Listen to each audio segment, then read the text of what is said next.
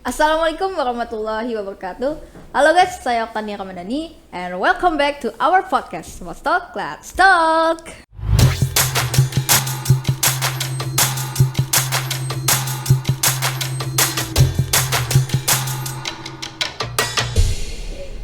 Di podcast kita kali ini, kita kedatangan tamu spesial lagi nih guys. Tamu kali ini adalah salah satu senior kita, sekaligus wakil ketua OSIS SMA Islam Asyakirin. Oke. Kalian pasti penasaran kan? Langsung saja, ini dia Kak Ana. Hai semua. Halo Kak Ana, apa Hai, kabarnya? Baik, alhamdulillah. Kamu gimana kabarnya? Alhamdulillah baik juga. Udah lama kita nggak ketemu ya? Iya, udah berapa bulan, berapa tahun? Sehari nggak ketemu. Sehari doang. Sehari ya? Oh, oke. Oke, sebelum mulai podcast nih Kak, boleh perkenalkan diri Kakak? Oke, Silakan. perkenalkan nama saya Rafiana Derama Putri. Saya di sini murid dari kelas 12 Matematika Ilmu Pengetahuan Alam, SMA Islam Asyakirin. Oke. Berarti anak IPA ya? Anak IPA. Anak IPA. Sama dong. Sama. Sama. Kan corona. Ah? Oh, gini. Terserah gimana? deh. Oke. Lagi. Yuk, Mbak. anak IPA. Oke. Gimana nih menurut Kakak? Perasaan Kakak bisa hadir di podcast ini? Perasaan kakak bisa hadir ya? Campur aduk sih, campur aduk. Iya. Hmm. Campur aduknya gimana tuh? Ya antara seneng iya, insecure juga iya. Kenapa insecure Kak? Insecure gitu kan, karena kan biasanya diundang di podcast kan tuh orang-orang hebat ya, orang-orang Oh. terpilih lah istilahnya gitu Iya, kan. iya. Kayak orang-orang yang punya potensi, contohnya tuh kayak Bu Herlina kemarin diundang, Pak Biji itu kan orang-orang hebat ya. Sedangkan kakak, aduh nggak tahu nih gitu kan. Kakak juga orang hebat loh. Amin semoga. Iya. Jadi tuh pas dapet kabar Okta, karena nih diundang podcast, Kaget ya? kaget. Sempet kaget. Sempet. Kayak, aduh kok bisa gitu. Gak nyangka gitu ya? Gak nyangka. Secara tiba-tiba Iya, dapat kabar bukan diundang podcast gitu. tiba-tiba Kaget. kaget. Oke. Aktivitas kakak deh. Aktivitas kakak apa aja nih selama belajar dari kayak di rumah terus tuh? Kan ngapain aja tuh? Selama belajar daring ya, ya sama sih kayak aktivitas yang dilakukan oleh manusia sebiasanya. Apa tuh? Makan, tidur. Satu lagi, rebahan. Rebahan sambil main HP. Rebahan itu tidak terlupakan. Pasti. Pasti ada di setiap orang, pasti suka Iya. rebahan. Gak ada Iya. orang yang gak suka rebahan. Iya betul. Terus Iya. main HP juga. Aduh, itu suasana yang Iya benar. Tapi ada satu aktivitas khusus yang kakak lakukan selama kakak di rumah. iya. Apa tuh? Ya love yourself, kenali diri sendiri gitu Ah. kan, cara kita mencintai diri sendiri. Iya, love yourself ya. Heeh. Oke, kira-kira bisa nggak tuh jelasin gimana cara kakak mengenal diri kakak sendiri? Ya karena kan selama kita di rumah tuh kan kita lebih banyak sendiri gitu ya. Jadi selama kakak lebih banyak sendiri tuh kakak udah mulai mikirin nih, kakak tuh lebih suka di bidang mana gitu kan, lebih suka ngapain gitu. Apalagi kakak udah kelas 12 nih kan, jadi- pasti punya gambaran untuk Iya, masa depan kakak nanti ya kan? benar banget. Jadi kakak harus udah nemuin di mana passion kakak, karena kakak kalau misalkan kakak gak tahu passion kakak sampai sekarang di mana, kakak khawatir di kedepannya tuh kakak nggak tahu, bingung mau ambil jurusan apa atau pengen jadi apa. Jadi selama kakak di rumah tuh kakak buat gunain banyak waktu buat berpikir gitu, buat gimana sih cara gua kenal diri sendiri, cara saya cinta sama diri saya Iya sendiri. betul. Gitu. Tapi udah punya gambaran buat mau masuk apa perguruan tinggi mana atau langsung kerja atau gimana? Punya dong gambaran. Apa tuh? Gimana? Ada rahasia. Rahasia ya? Waduh, mainnya rahasia nih. Sekolah kita nih udah tatap muka nih. Ya, kan pasti kakak juga seneng kan?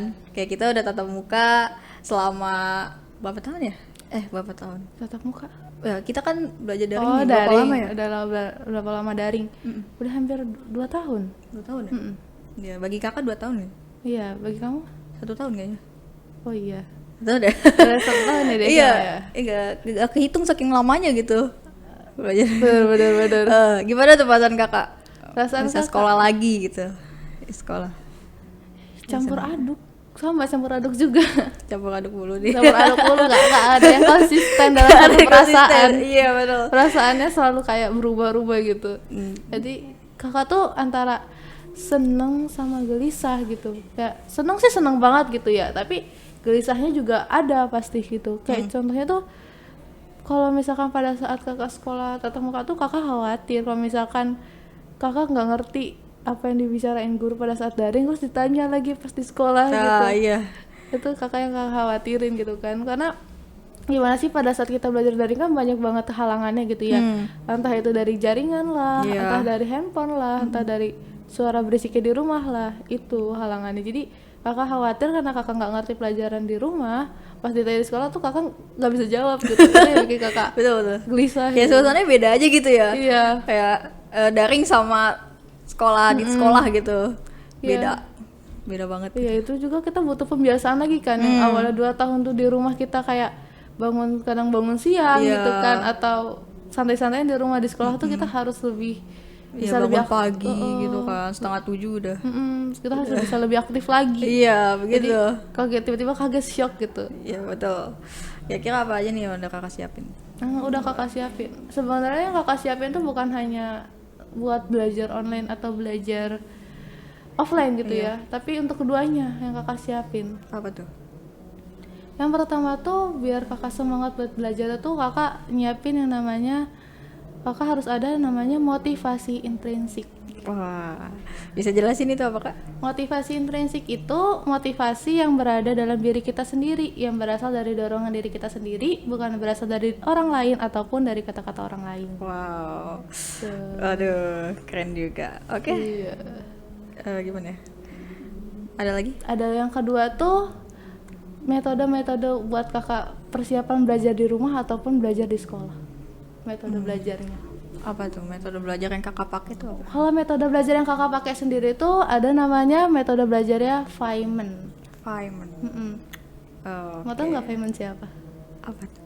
Feynman itu seorang fisikawan. Oh, Iya, dia itu fisikawan. banyak banget meraih banyak juara, dan dia juga cara dia belajar juga dia lebih banyak menjelaskan kepada dirinya sendiri. Jadi metode Feynman itu caranya itu pertama tuh kita siapin kertas atau siapin buku deh. Kalau kakak siapin buku ya khusus untuk pelajaran, misalkan pelajaran matematika gitu ya, kakak tulis materi yang pengen kakak pelajarin di buku tersebut. Lalu kakak jelasin, entah itu ke tembok gitu kan, entah itu kakak videoin diri sendiri, atau kakak jelasin ke boneka gitu, kayak ngomong sendiri lah.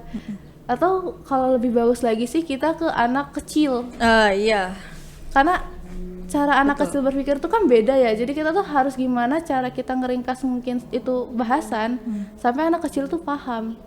Jadi seseorang itu belum bisa mengerti suatu pembelajaran kalau misalkan dia belum bisa meringkas satu pelajaran itu dan menjelaskannya gitu. Betul. Ya makanya gitu guru-guru kita tuh kan pada pinter-pinter gitu kan. Itu karena mereka selain belajar mereka juga mengajar. Jadi mereka bisa mengulang hal-hal yang mereka pelajarin. Jadi metode yang belajar yang kakak pakai saat belajar tuh itu. Kalau misalkan Okta atau teman-teman semua pengen pakai metode belajar itu boleh banget sih. Boleh. Karena manjur di kakak. Iya betul. Sebenarnya aku juga pakai teknik itu sih. Iya, Cuman nggak tahu nama tekniknya itu apa. Cuman secara autodidak aku pakai metode itu gitu. Enak kan? Enak. Kayak jauh lebih Iya. santai cara belajarnya. Kita juga apa ya? Sangat menguasai materinya gitu. Karena kita bukan hanya sekedar belajar, tapi juga kita menjelaskan gitu. Ya kira-kira di sekolah ini ada nggak ya guru yang kakak yang kakak motivasikan gitu, jadi sang motivasi bagi kakak? Yang jadi motivasi bagi kakak ada lah pasti. Ada ya pasti. Mau tahu siapa? Siapa ya? Siapa tuh? Kenal gak ya? Namanya Bu Ista. Wow, Bu Ista. Bisa jelaskan Bu Ista? Beliau itu siapa? Bu Ista, oke. Jadi Bu Ista itu guru di SMA itu sebagai guru informatika dan juga sebagai guru Matematika. Matematika untuk penggantinya, dan berada di ruang TU juga ya gurunya ya. Iya. Guru TU juga. Jadi kenapa tuh Bu Ista tuh bisa jadi sang motivasi bagi kakak? Bisa jadi motivasi buat kakak karena tuh dia gak tau kenapa keren banget gitu gurunya. Selain dia seorang guru informatika, dia juga tuh ternyata bisa menguasai beberapa hal, kayak bisa bahasa Jepang, bahasa Inggris, dan dia juga kan penerima beasiswa di tempat kuliahnya. Iya. Itu jadi kayak keren banget, kayak bisa nggak ya saya kayak dia. Jadi saya mempunyai mimpi kayak dia juga gitu. Mungkin ini juga bisa jadi sebuah motivasi ya bagi terutama kakak kelas kita yang sudah kelas 12 ya. Dan ya kejar beasiswa supaya bisa kuliah apa ya? Kuliah ya supaya dapat beasiswa itu kan jadi ringan gitu biayanya dalam kuliah.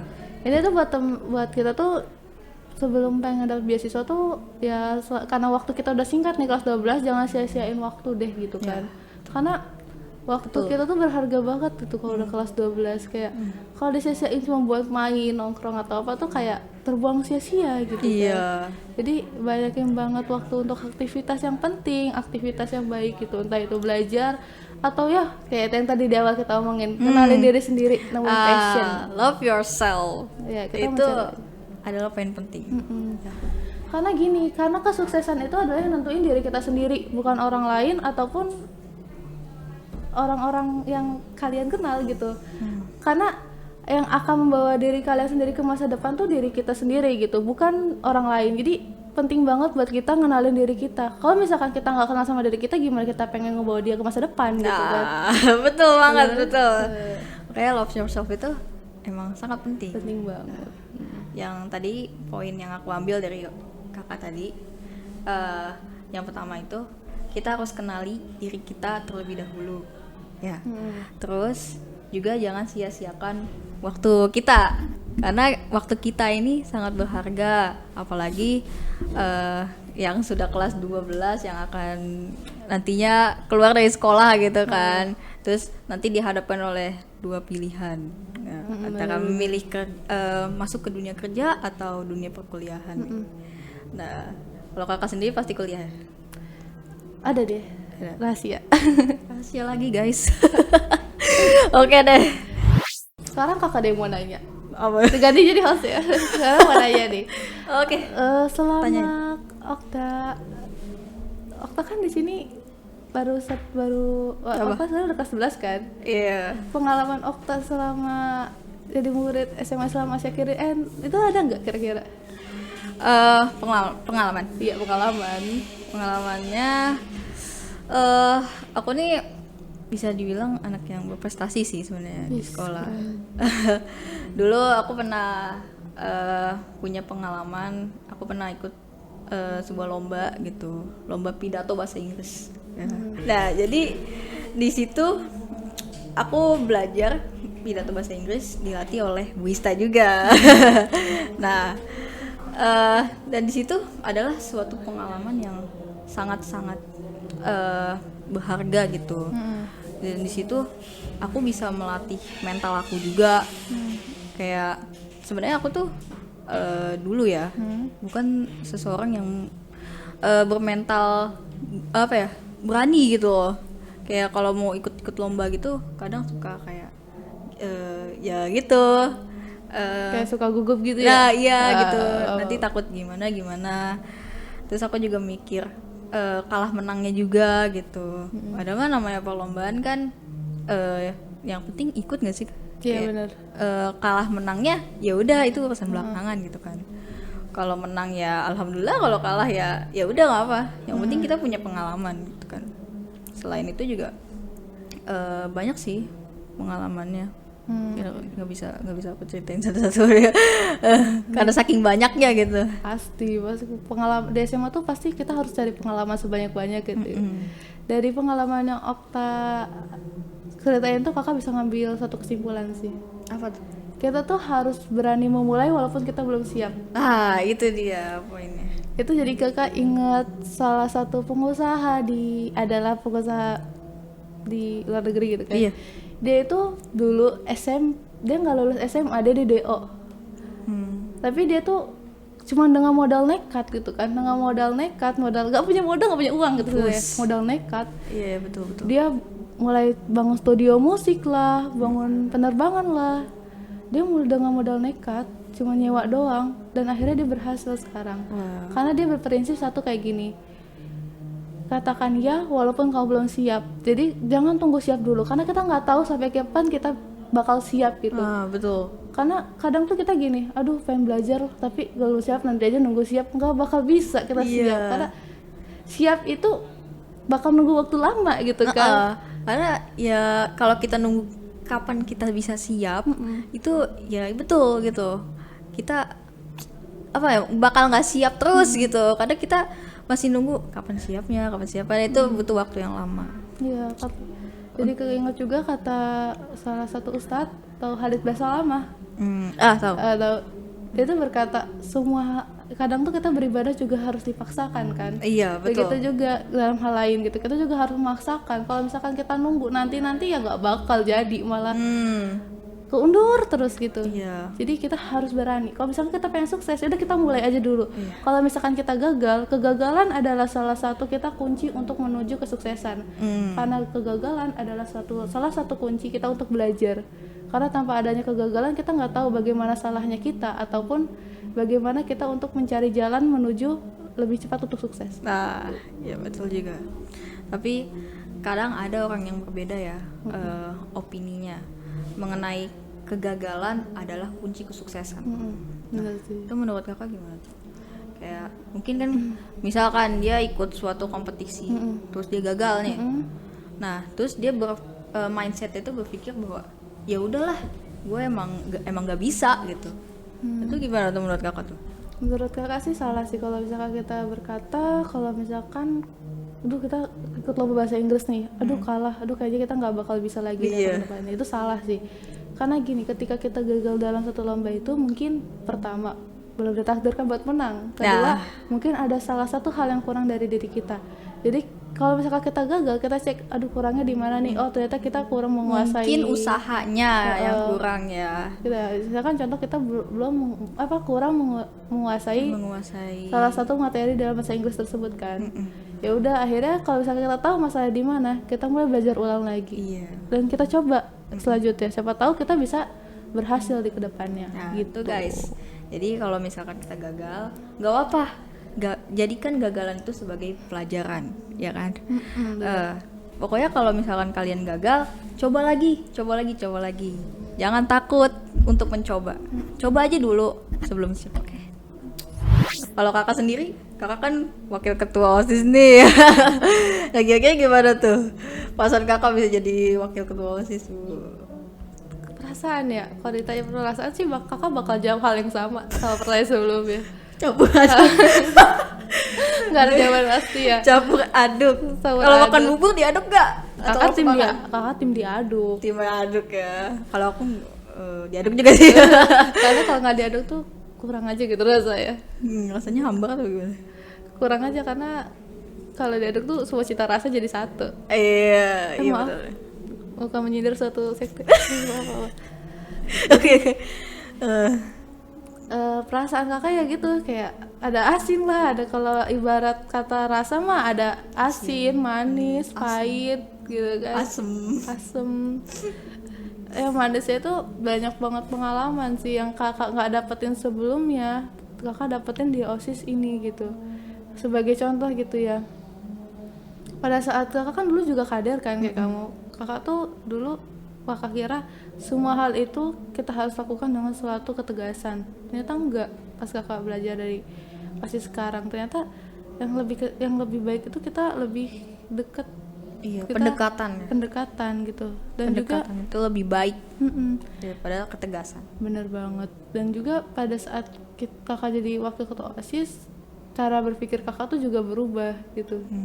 Jauh lebih bisa berpikir lebih baik lah dibandingkan sebelumnya gitu. Jadi dulu kakak tuh berpikiran bahwa OSIS tuh harus tegas gitu, harus tegas. Jadi pendekatan itu nomor 2 gitu istilahnya ya. Yang namanya ketegasan itu nomor 1. Emang sih bener. Cuman contoh misalnya kayak misalkan ada anak yang telat gitu. Nah, kita sebagai OSIS kan pasti dong memberikan hukuman kan buat anak tersebut. Tapi kan kita nggak bisa langsung memberikan sebuah hukuman itu. Nah, kita harus tahu dulu kan alasannya. Betul kan, Kak? Bener. Nah, jadi namanya sebuah pendekatan itu penting.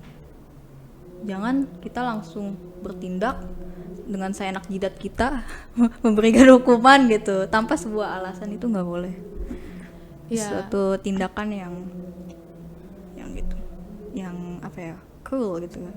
Cruel atau kejam gitu. Intinya itu semua orang itu punya alasan. Semua orang itu, nggak semua orang itu melakukan dengan cara sengaja. Pasti ada alasannya. Kayak misalkan kita telat belum tentu karena kita malas bangun pagi. Tapi siapa tahu karena malamnya kita kayak ada yang dikerjain gitu kan. Lalu kita telat. Oleh sebab itu kita lebih baik bertanya dulu, kenapa sih alasan kamu telat gitu, alasan kamu nggak masuk gitu. Mungkin banyak orang ada beberapa alasan gitu. Oleh sebab itu lebih baik kita melakukan pendekatan gitu. Karena yang kakak belajarin juga dulu waktu SMP, pendekatan itu bagus banget buat kita untuk lebih mengenal orang lain gitu. Biar kita nggak gampang menilai orang lain, dan juga kita tuh jangan menilai orang lain hanya dalam satu pertemuan. Betul. Kita harus menilai dengan orang lain tuh kalau bisa sih jangan suka menilai sih. Karena yang tahu diri mereka sendiri tuh diri mereka, bukan kita. Jadi kita nggak ada berhak buat nilai gitu. Jadi dan gak ada gunanya juga sih buat nilai orang lain. Jadi apa ya, terkadang orang tuh banyak ya kayak melihat orang itu cuma dari satu sisinya aja. Tapi kita nggak tahu kan sisi lainnya dia gitu. Nah, makanya emang bener banget pendekatan, pengenalan itu baik, penting banget kan. Karena kita nggak tahu kan secara langsung sifat orang lain seperti apa gitu. Kalau kita belum mengenal diri dia gitu ya, sebenarnya seperti gimana, seperti apa gitu. Menurut Okta sendiri tuh wakil ketua OSIS sama ketua OSIS sekarang tuh kayak gimana penilaian Okta, biar kakak dapat penilaian sendiri sih. Kalau ditanya gimananya, santuy sih. Kayak kita tuh kayak ketua OSIS sama wakil ketua OSIS sekarang tuh santuy banget gitu. Kayak ya kita emang tidak pemikiran kita tuh tidak mengutamakan yang namanya ketegasan gitu kan. Tegas boleh, tapi kita juga harus dengan cara yang baik gitu kan. Nah, bagusnya OSIS sekarang ini adalah dia tuh lebih mengutamakan pendekatan. Dan juga walaupun emang mungkin kelihatannya OSIS sekarang ini kayak santuy, kurang tegas atau gimana, ya kan. Tapi padahal mah kita sebenarnya tegas, cuman dengan cara yang baik-baik gitu, yang enggak seenak jidatnya ngasih hukuman gitu kan. Ya pada intinya itu tiap angkatan itu, tiap OSIS itu mempunyai suatu keunggulan yang beda gitu kan. Nggak semua OSIS itu disamaratakan gitu kan, nggak semua OSIS tiap angkatan itu sama. Jadi mempunyai perbedaan masing-masing dan punya keunggulan masing-masing gitu. Kayak mungkin OSIS angkatan sebelumnya itu mereka tuh keren banget gitu kan, tegas gitu kan. Bisa menegakkan peraturan dengan tegas gitu. Tapi mungkin kalau OSIS sekarang keuntungannya lebih ke pemikiran menurut kakak sih. Cara ketua kita berpikir tuh out of the box banget lah istilahnya gitu. Jujur pas kakak baru pertama kali pengen dijadiin kandidat wakil sama ketua tuh kan ditanya tuh, kita ngobrol kira-kira apa sih yang pengen lo tunjukin selama pengen jadi OSIS gitu kan. Dia ngejawab yang nggak banyak orang lain pikirin gitu. Gimana jawabannya? Dia ngejawab begini, saya tuh pengen OSIS itu bukan OSIS sih, saya pengen sekolah kita tuh banyak dikenal oleh banyak orang gitu. Kalau yang kakak jawab cuman kayak OSIS jauh lebih baik dari sebelumnya, kakak ada lagi yang lain kayak ngejawab nggak ada perbedaan antara senior dengan junior. Kalau dia malah pengen ngebuat sekolah kita terkenal di sekolah lain gitu. Kata kakak, oh iya juga nih, bener gitu. Kadang tuh setiap dia ngomong tuh kayak kakak mikir, bener juga nih dia ngomongin gitu kan. Kayak omongannya itu berbeda gitu dari pemikiran orang lain, nggak orang lain pikirkan gitu. Dan kita juga anggota-anggota kakak juga berpikirnya sama gitu. Mereka tuh berpikirnya juga lebih out of the box gitu. Jadi itu ternyata keunggulan OSIS sekarang menurut kakak, cara berpikirnya itu jauh lebih Baik. lebih baik gitu. Bener juga Walaupun emang jujur kakak sendiri emang agak kurang tegas, tapi cara pemikiran itu baik. sih. Baik. Iya. Bukan kakak membanggakan OSIS kakak sendiri ya, tapi emang itu faktanya. Emang faktanya seperti Makanya. itu. Iya. Kalau menurut kakak sendiri gimana nih? Apa? Untuk kader Untuk kader. OSIS sekarang. Kader OSIS sekarang tuh Termasuk lagi- apa nih? gimana ya? Mempunyai perbedaan masing-masing, kalian tuh mempunyai ciri khas masing-masing gitu. Asik. Apa tuh ciri khasnya? Kayak salah satu kayak ada yang ciri khas itu lebih berani untuk berpendapat, ada juga Wah. yang menyenangkan buat diajak ngobrol gitu, ada juga Kayak yang siapa? rajin Kayak banget. siapa? Siapa ya? Ada deh rahasia. Dan bisa biar kamu atau teman-teman semua menilai sendiri siapa. Iya. gitu. Dan kadang juga tuh kakak kayak nemuin sifat kalian tuh, kadang tuh kakak ngerasa sedih aja gitu kalau misalkan Gimana? harus pisah dari kader-kader kakak. Oh. Nggak tahu kenapa. Aku juga tahu kak. Aku juga sedih gitu rasanya. Kan dikit lagi kita bakal bisa deh kak. Oh.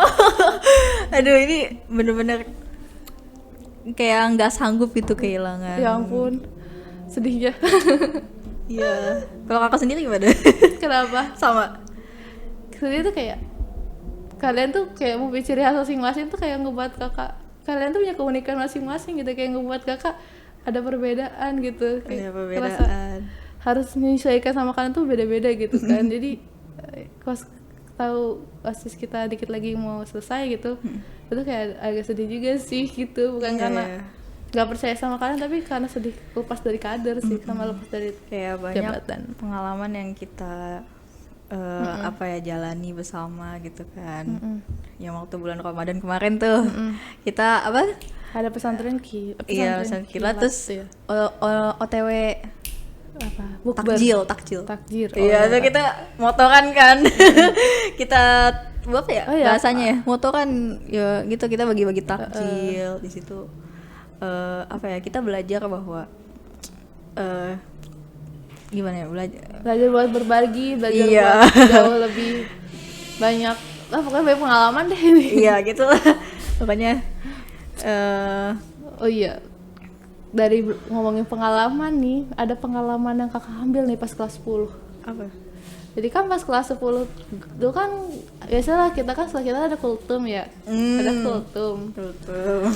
Entah kenapa kakak pertama kali tuh dipanggil buat kultum. Buat kultum Gimana tuh pertama. bahasannya? Karena kan kakak dari SMP tuh kan kayak gak biasa gitu ya buat ngobrol banyak orang, apalagi nih kakak Ngomong di depan orang banyak gitu ya. apalagi kakak belum kenal banyak orang di sekolah gitu. Jadi Iya. aduh gimana nih, takut salah. Terus Ya udahlah kakak coba aja gitu, kakak adalah jalanin aja gitu. Jalanin aja Jalanin gitu. aja kan gitu. eh, Pas udah maju kakak lupa semua teksnya gitu kan. waduh, ngeblank gitu ya. Ngeblank, Iya, gitu. emang kadang suka gitu loh kak. Terus kakak juga tuh kan kayak punya masalah gitu, kalau misalkan banyak lupa banyak orang tuh mending kalau tangannya gemeteran, suara kakak yang kadang gitu. Jadi kayak tremor gitu. Kalau tremor tangan kan masih mending bisa Iya, kelihatan. iya. Ini suara, kadang kakak buat ngendali suara itu kadang sampai pusing sendiri gitu. Pas udah selesai kultum, kakak ke kelas itu pas itu pelajarannya Bapak Haji Bambang. Bambang. Itu guru PAI dulu. Bambang. Kakak nangis. Kenapa tuh nangis? karena kakak takut salah gitu kan, takut aduh ngasih kesan yang jelek buat pertama kali padahal kakak baru masuk gitu kan. Aduh gimana nih, kakak nangis lah di situ. Nah, kakak juga bingung kenapa nangis lama gitu kan sampai pelajaran Pak Bambang selesai. Ya Allah.